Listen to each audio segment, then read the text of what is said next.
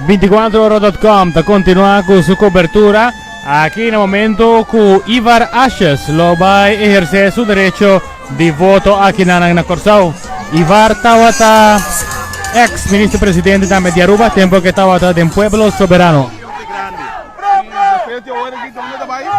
Nós vai visitar, nós vai votar com Tânia, nós vai visitar diferentes urnas. Que nós vamos Ron Corsao inteiro dia.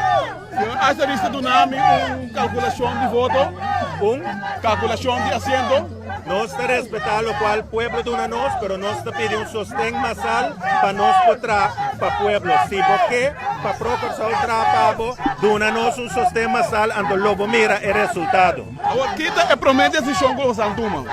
É promessa decisão que nós tomamos, tá? Começa bem um screening para parlamentário, não se assim nós trabalhamos, turnos candidatos não de screen, mas bem um screening para parlamentário não também. Essa aqui é a primeira eleição, caminha de ainda não condenar, ainda não sospechar, riba lista não político e vamos esperar, nós está convencidos, mas vamos esperar que a comunidade lo sabe vota para bom, lo sabe vota para ainda não que quer de boa governação e não de corrupção.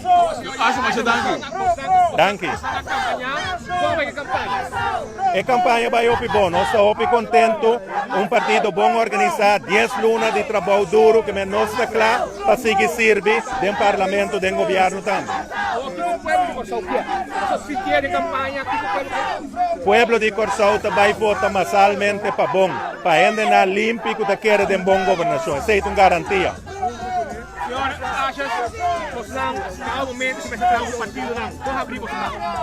Bom, nós sabemos bom claro, nós abrimos para trás o partido, basta nota partido não que ainda não sospechoso ou ainda não condenar a balista. Que nós estamos dispostos para trás o rende e partido que está de boa fé.